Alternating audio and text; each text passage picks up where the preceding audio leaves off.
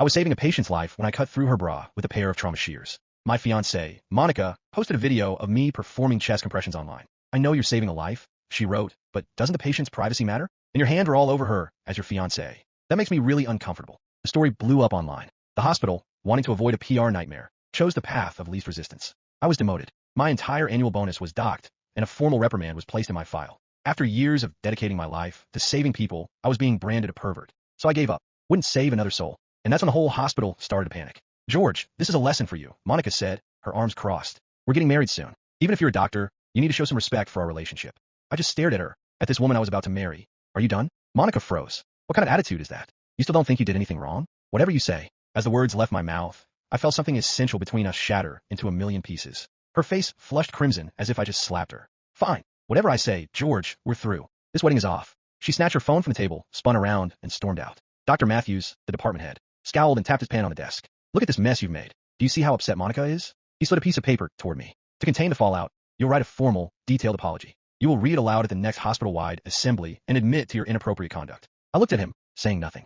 His eyes darted away for a second before he regained his authoritative glare. That's an order, George, and it's your only chance. The next day, a notice of my disciplinary action was posted on the hospital's internal network and on every bulletin board. The wording was severe, improper medical procedure, lack of sufficient humanistic care for the patient. Dr. George Cole is hereby demoted with forfeiture of his full annual performance bonus. This is to serve as a warning to all staff. Every word felt like a public execution. Kevin, one of the interns, sent me a discreet text. George, we all have you back. We know you're just trying to save her, but you should probably lay low for a while. Dr. Matthews is on the warpath. I switched off my phone. I could have guessed Dr. Matthews' nephew, Ryan, had just returned with a fancy fellowship degree from overseas and started at the hospital last week. The old man had been itching to promote him, to give him my position as an attending physician. Monica's little drama had handed him the perfect excuse. I walked back to my desk and silently booted up my computer. I meticulously organized, printed, and compiled all the case files, surgical records, and post-op follow-up plans for every critical patient under my care. Then I formatted the personal drive on my work computer, erasing years of my research data and draft papers. A week later at the hospital-wide assembly, Dr. Matthews stood at the podium, his voice booming. And in light of Dr. Cole's unprofessional conduct, the board has decided to revoke his status as an attending physician. The auditorium was dead silent. Now, please in giving a warm welcome to the newest member of our cardiovascular surgery team, a brilliant mind joining us from his fellowship abroad, Dr. Ryan Matthews. A young man in a crisp new lab coat, his hair slicked back with gel, stood up and gave the crowd a condescending nod. Dr. Matthews beamed at him. Effective today, Dr. Ryan Matthews will be officially taking over all of Dr. Cole's former duties. I sat in the back corner, my face a mask of stone. Ryan sauntered over to my desk and rapped his knuckles on it. Hey, time to clear out your stuff. His chin was tilted up, his expression a perfect blend of arrogance and disdain. Your new spot is over there in the corner where the residents belong. He leaned in. Also, your work computer stays. Need to inspect it to make sure you're not taking any sensitive department data with you. I glanced up at him, didn't say a word, and began packing the few personal items I kept at my desk. That didn't seem to be enough for him. Oh, and one more thing, he added. From now on, let's try to maintain a certain level of professionalism in this department, a little less back-alley metric, you know? I paused and looked him straight in the eye. In that case, perhaps you can enlighten me. What are the diagnostic criteria and differential points for Takotsubo cardiomyopathy? Ryan's smug expression faltered. He sputtered, well, that's obviously based on the specific EKG and echocardiogram findings. It's a type of. I'd already turned away. Realizing he'd made a fool of himself, he scoffed and stalked off. I thought back to 3 years ago, when the old hospital director had personally come to recruit me from the ICU at St. Jude's Regional. He had gripped my hand and said, George, come work with us. I'll give you full autonomy. Your world-class CPR skills could save so many more lives here. What joke it all seemed. Now as a resident, my workload was significantly lighter. I no longer participated in any emergency surgeries. I followed the resident protocol to the letter. Rounds, charts, orders. I handed off my cases on time and clocked out the second my shift was over. Yesterday, a critical patient from car wreck was brought in. A nurse, out of habit, yelled for me. I took one look at the monitor and told her calmly, find Dr. Ryan. He's the attending on call. Dr. Ryan is in his office, she said, her voice frantic. He said he's compiling important academic data. I didn't reply. I just walked out of the room. I no longer spent an extra minute on any critical patient after work. For the first time in years, I didn't go to the hospital library to review medical journals.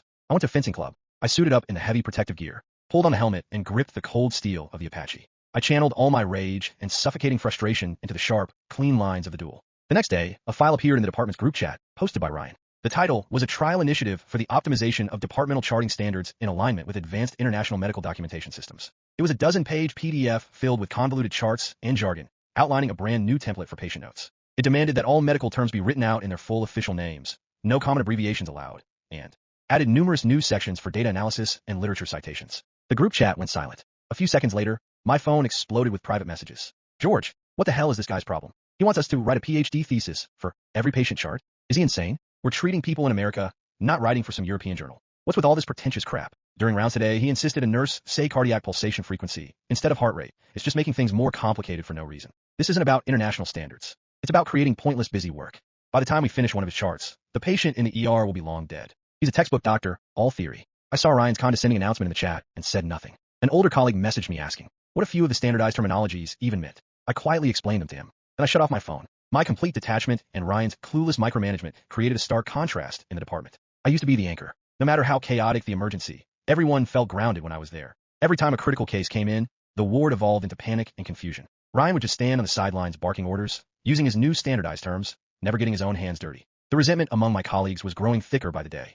People started whispering about how much they missed my efficiency and decisiveness. I knew what they were waiting for. They were waiting for a real crisis to erupt. I submitted my request for annual leave to Dr. Matthews, 30 days. The full amount of vacation time I deducted over the past 5 years. His face darkened the moment he saw the form. George, what is the meaning of this? He crumpled the paper and threw it at me. The department is short-staffed as it is. Are you taking this much time off just to spite me? He lowered his voice, his tone laced with menace. Don't think you're untouchable just because you're a resident now. You have a long career ahead of you. Piss me off, and I have plenty of ways to. Make sure you never practice in this state again. You think a demotion is bad? Believe me, I can have you fired. I said nothing. I just reached into my pocket, pulled out the report from my recent physical, and placed it on his desk. Dr. Matthews, I've been experiencing cardiac arrhythmias. My doctor has advised complete rest. My voice was calm, almost serene. Long-term high-stress work isn't good for the heart. As a senior physician, you understand that better than anyone. He snatched the report, his face shifting from red to pale as he scanned it. He couldn't find a single thing to argue against. He grunted, grabbing a pen, and angrily scrolling his signature on my leave request. As I turned to leave, Monica appeared, clinging to Ryan's arm. Well, if it isn't Dr. Cole, she said, her voice dripping with sarcasm. Can't handle a little setback, so you're running away? Ryan puffed out his chest. Some people just don't have the mental fortitude.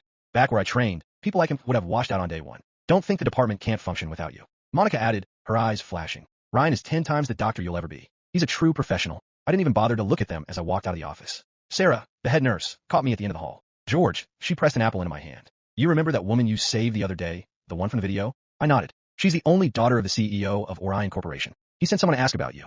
He wanted to thank you personally. Sarah sighed, but Dr. Matthews intercepted them. He said it was a departmental success, all thanks to Dr. Ryan's brilliant leadership. She shook her head. You're just too damn honest, George. You never fight for yourself. I just nodded, thinking, you have no idea what kind of trouble you've invited. I settled into my seat on the train back to my hometown. Just as it pulled out of the station, my phone rang. It was Kevin, the intern, and he sounded like he was on the verge of tears. George, it's bad. Something terrible has happened. The CEO of Orion Corporation, he had a massive heart attack. He's here in our ICU. My stomach dropped. Ryan's the attending. He saw the EKG, knows it's a major MI, but the CEO has a rare drug allergy. And Ryan's too scared to use the standard thrombolytics. He's just been staring at his tablet, looking up research papers, mumbling about evidence-based medicine, but he won't make a decision. He's afraid to risk an emergency angioplasty. So now he's trying to get the family to sign transfer papers. Kevin's voice cracked. George, it's a STEMI. Every minute counts. How can he even think about transferring him? Before I could answer, another call came in. Dr. Matthews. I hung up on Kevin and answered. Matthews' voice was a raw, unfiltered roar. George, you get your ass back here right now. If anything happens to the CEO of Orion, I'll make sure you regret it for the rest of your life.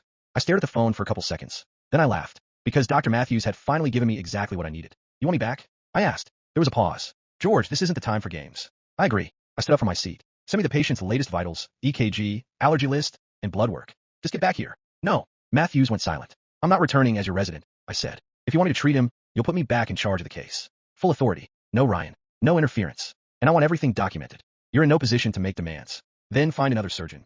I hung up. 5 minutes later, my phone buzzed. Kevin had sent the patient's records. I opened them.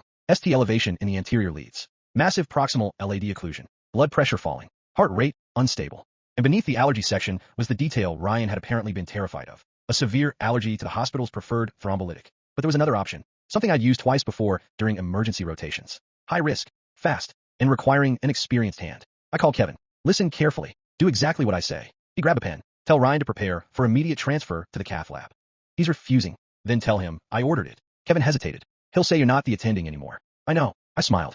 That's why you're going to put me on speaker. A few seconds later, I heard Ryan's voice. George, stay in your lane. You're a resident. Ryan. I kept my voice calm. The patient's going into cardiogenic shock. We're arranging a transfer. You don't have time. I've reviewed the literature. And while you were reviewing it, his blood pressure dropped another 12 points. Silence. I continued. His allergy makes thrombolysis dangerous. Transfer could kill him. Your best option is emergency PCI. Ryan scoffed. You think you're smarter than everyone? No. I looked out the train window. I just know what I'm doing. Another voice suddenly came through the speaker. Dr. Matthews. George, tell us exactly what to do. I gave them the procedure step by step. Within minutes, the cath lab was being prepared. And then Kevin whispered, George, Ryan wants you to come back. I smiled. Tell him I'm on vacation. I hung up. An hour later, Kevin called again. His voice was shaking. He's alive. I closed my eyes. Good. The artery was almost completely blocked. The interventional team said if we'd waited another 20 minutes, he probably wouldn't have made it. I said nothing. Then Kevin laughed nervously. There's something else. What? The CEO woke up. My eyebrow lifted. He asked who saved him. I already knew where this was going. Kevin swallowed. Dr. Matthews told him it was Dr. Ryan. I laughed. Of course. Then Kevin lowered his voice. But the CEO's daughter was here. My smile disappeared. The woman from the video? Yeah. She had apparently remembered everything. She remembered being brought into the emergency room. She remembered me cutting through her clothing because there was no time. She remembered me performing CPR. And most importantly, she remembered Ryan wasn't there. Kevin continued. She just asked the nurses for the security footage. I leaned back. Oh, what? I smiled. Nothing. Back at the hospital, Dr. Matthews was already celebrating. Ryan stood beside him, soaking up the praise. The CEO of Orion Corporation had survived. The board was calling it a miracle. Matthews proudly announced that his nephew's quick thinking had saved one of the most influential men in the city. Then the ICU doors opened. The CEO's daughter walked in. She held her phone in one hand. Her expression was pleasant. Almost too pleasant. Dr. Matthews, she said. He immediately smiled. Ms. Vale, your father is stable. Thanks to Dr. Ryan's excellent. That's interesting. She raised her phone. Because I have the security footage. Matthews froze. Ryan's smile vanished. The screen showed the emergency room. It showed Ryan standing beside the patient's bed. It showed him staring at the EKG. It showed him scrolling through medical papers. And it showed him refusing to proceed. Then the footage showed Kevin making the call. My voice came through the speaker. Calm. Precise. Giving instructions. The room went completely still. Ms. Vale looked directly at Ryan. You nearly killed my father. Ryan's face drained of color. Matthews stepped forward. There's been a misunderstanding. No. She held up another document. My father's legal team reviewed the medical records. Her eyes hardened, and someone altered the attending physician field. Matthews stopped breathing. Ryan slowly turned toward his uncle. What? Ms. Vale smiled. Dr. George Cole was listed as the attending physician on the original emergency record. She tapped the document. Someone changed it to Dr. Ryan Matthews after the procedure. The room erupted. Nurses exchanged looks. Kevin looked like he wanted to disappear. Ryan started stammering. That wasn't me. Ms. Vale looked at Dr. Matthews. Then perhaps you can explain why your nephew received credit for a procedure he didn't perform. Matthews couldn't answer. Then the ICU monitor suddenly screamed. Everyone turned. The CEO's blood pressure dropped. The nurses rushed toward the bed. Ryan froze. Matthews shouted for help. And without thinking, I reached for my coat. Then I stopped. I wasn't working there anymore. I looked at Kevin. Call the attending. He stared at me. George, call Ryan. Ryan's face went white. He knew exactly what I was doing. I wasn't going to abandon the patient. But I wasn't going to save Ryan from the consequences of his own incompetence either. Ryan rushed into the ICU. For the first time since I'd known him, there was no arrogance on his face. Only terror. He looked at the crashing monitor. Then at me. George. I smiled. What's wrong, Dr. Matthews? He swallowed. I need your help. I stood there for a moment. Then I stepped forward. Fine. His eyes filled with relief. But you're going to follow every instruction I give you. He nodded frantically. And when this is over, I glanced toward Dr. Matthews. You're going to tell everyone exactly who saved this man's life. The old man's face went pale. I smiled. Because apparently, Dr. Matthews, honesty is very important in medicine. Ryan followed my instructions perfectly. For the next 20 minutes, I ran the resuscitation from outside the room while he carried out every command. The CEO stabilized. His daughter immediately turned to the board. I want Dr. George Cole reinstated. Matthews tried to object. He was disciplined for her. For saving my life, she snapped. The room went quiet. She held up the original emergency records. Your hospital publicly humiliated the doctor who saved my daughter, stole his position, gave it to your nephew, and then nearly let my father die. Ryan's face collapsed. Matthews started sweating. Then the hospital's legal director walked in. We've completed the internal review. He looked directly at Matthews. Dr. Cole's disciplinary action was based on an incomplete investigation. The patient's family never complained about him. I laughed. So Monica's social media post was enough to destroy my career? Nobody answered. Then Monica appeared. Her face was pale. George. I turned. She looked at me with tears in her eyes. I was angry. I never thought this would go this far. I smiled. You posted a video accusing me of being inappropriate while I was saving someone's life. I was jealous. You ruined my career because you were jealous. She lowered her head. I'm sorry. That's nice. I walked past her. She grabbed my sleeve. George, please. We were going to get married. I gently pulled my arm away. No. Her eyes widened. The wedding was canceled the day you chose strangers online over the man who was supposed to marry you. I left her standing there. The board reinstated my attending license, restored my position, and ordered my full bonus payback. I refused. I don't want my old position. Matthew stared at me. Then what do you want? I handed him my resignation. Freedom. 3 months later, I opened a private cardiovascular emergency clinic. The Orion Corporation CEO became my first major investor. Kevin joined me. Several nurses followed. Even Sarah came over. As for Ryan, his fellowship credentials were investigated. His fabricated documentation was exposed. His medical privileges were suspended. Dr. Matthews resigned before the board could fire him. And Monica? She became infamous online. The same video she had posted to destroy me was reposted thousands of times. Only now, people knew the full story. The comments were brutal. She really tried to cancel a doctor for saving someone? Imagine ruining your fiance's career because you were jealous. Bro literally performed CPR and got punished for touching a patient. Monica eventually deleted the video. Too late. I never contacted her again. 1 year later, I stood inside my own clinic, watching a young surgeon perform CPR on an unconscious patient. The patient's heart monitor flatlined. The surgeon panicked. I stepped beside him. Keep going. His hand shook. Dr. Cole, I don't know if you do. He looked at me. I smiled. Save the patient first. Explain yourself later. The monitor suddenly beeped. Then again. The patient's heartbeat returned. Everyone cheered. I looked around my clinic. No politics. No nepotism. No jealous fiance. Just doctors doing what we had sworn to do. Save lives. And this time, nobody could take that away from me.